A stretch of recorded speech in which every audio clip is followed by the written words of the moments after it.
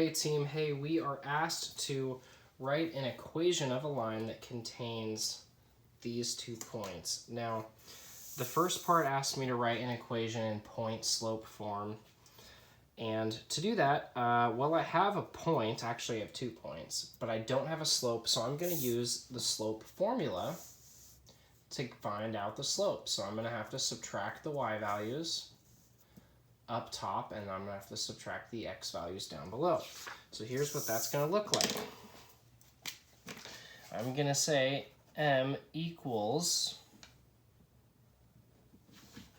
y values up top, and remember this goes x comma y, so I'm going to say -1 minus 5. That goes up top, -1 minus 5.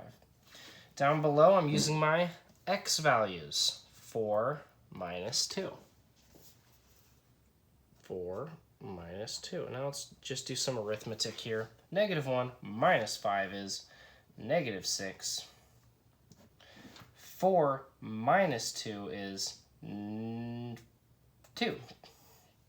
Let's reduce this fraction to -3. This is the whole number -3. Okay, there's my slope. Now I'm going to have to write an equation in point-slope form. So I'm going to write this equation, and I'm going to make sure to leave these spots blank, y1 and x1 and m. So I have y minus y1 equals m times x minus x1. Let's fill in these blank spots. y1, and you know what, guys?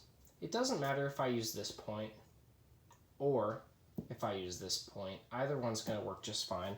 I'm going to choose this point because I'm afraid. I'm not actually afraid. But I'm going to avoid the negative number. I'm going to choose this point.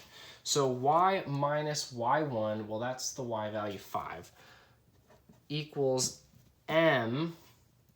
M goes in front of the parentheses. I just found out that that's -3. X minus x1, the x value, which is 2. And I'm going to star that because that is the answer to one of my questions above, writing a point-slope form equation. The next question wants me to rewrite this in slope-intercept form. Now, the thing to notice about slope-intercept form, first of all, is that the y is totally by itself on one side of the equal sign. And then also, there aren't any parentheses over here. So I need to get rid of these parentheses, and I need to get y by itself. I'm going to split my equation in half. And I'm going to start by using this distributive property. -3 times x, -3x. -3 times -2 is +6. And I still got y minus 5. Okay, now I want to get rid of this -5. And I'm going to use inverse operations. We're going to add 5 to both sides. Inverse operations cancel out. I'm going to carry down the y.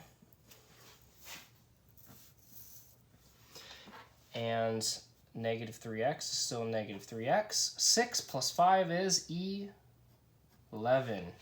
Now I'm going to put a star here because now I'm in slope-intercept form. The y is by itself.